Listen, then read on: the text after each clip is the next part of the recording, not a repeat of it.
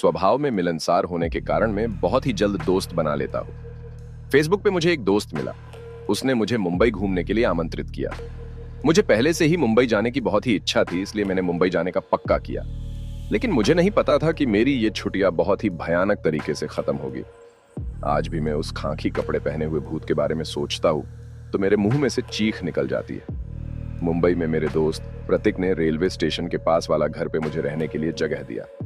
10 दिन की छुट्टियों में जुहू, चौपाटी, महालक्ष्मी मंदिर, गेटवे ऑफ इंडिया देखने का नक्की किया। प्रतीक नौकरी करता था, इसलिए उसके पापा को दोपहर का खाना देने जाने को मैंने मदद करने का नक्की किया। मुझे नहीं पता था कि दोस्त के पिताजी की ये मदद मुझे बहुत ही भारे पड़ने वाली थी। मैं मीरा रोड से टिफिन लेके जा रहा था। अचानक मेरी नजर दाईं और खाकी कलर के कपड़े पहने हुए एक आदमी पे पड़ी। मुझे लगा कि वो एक रेलवे का कर्मचारी होगा। मैंने उसको देखकर अपना सिर थोड़ा हिलाया और उसने भी अपना सिर हिलाया। लेकिन मैं जैसे ही आगे बढ़ा, वो आदमी भी रेलवे के पाटे पे आगे आगे चलने लगा। अब मुझे डर के कारण पसीना होने लगा। कहीं कि मुझे लगा कि वो मानसिक रूप से अस्वस्थ है या फिर वो मुझे मर के लूट लेना चाहता है। मैंने अपनी चलने की स्पीड बढ़ाई तो उस आदमी ने भी मेरे साथ दौड़ने लगा। दौड़ते दौड़ते अचानक उसने एक पत्थर उठा लिया और दूसरे हाथ में पहले से ही एक लकड़ी थी।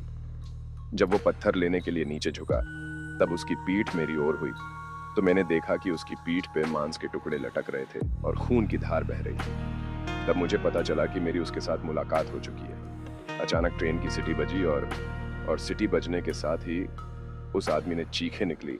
मेरे तो रूह तक खड़े हो गए और मैं कुछ भी सोचे बिना टिफिन फेंक के जोर से दौड़ने लगा।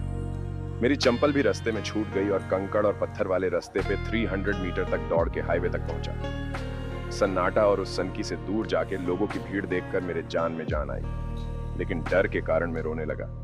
मेरी सांसें इतनी तेज चल रही थी, थकान के कारण मैं उस हाईवे पे बैठ गया। मुझे रोता हुआ देखकर लोग इकट्ठे हो गए। किसी ने मेरी जेब से फोन निकलकर मेरे दोस्त से बात किया। मेरा दोस्त टैक्सी में बिठा के उसके घर ले गया। प्रतीक के पिताजी ने मुझे उस रेलवे ट्रैक के पास भटकता हरिया नाम के भूत की दुर्घटना वाली बात बताई। उन्होंने बताया कि हरिया एक रेलवे कर्मचारी था। हरिया का काम ट्रेन के पाटे रिपेयर करने का था और जानवरों को रेलवे के पाटे से दूर रखने का था। हरिया खुद का काम पूरा लगन और मेहनत से करता था। एक दिन एक जानवर का पैर रेलवे के पाटे में फंस गया था। हरियो ये देखकर पाटे की ओर भागा और अपना पूरा ताकत लगा कि वो जानवर का पैर पाटे में से निकाल तो दिया, लेकिन ट्रेन की आवाज के कारण घबरा गया हुआ जानवर ने अपने सिंग से हरिया को उछाड़ के पाटे पर फेंक दिया और हरिया की पीठ पर से ट्रेन गुजर गई।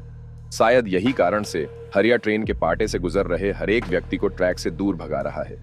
और बहुत बाद दोपहर में जानवर उस जगह पे जाके जोर जोर से चीख रहे हैं। शायद उनको भी डरा के हरियो रेलवे पाटे से दूर भगाना चाहता है ताकि किसी के साथ उसके जैसी दुर्घटना ना हो। 10 दिन की छुट्टियां 4 ही दिन में पूरी करके मैं ट्रेन के बदले बस से वापस अपने गांव चला गया। हरिया का भूत शायद अच्छे इरादे से लोगों को डरा रहा होगा, लेकिन उसको देखने का मेरा अनुभव मुझे आज भी डरा देता है।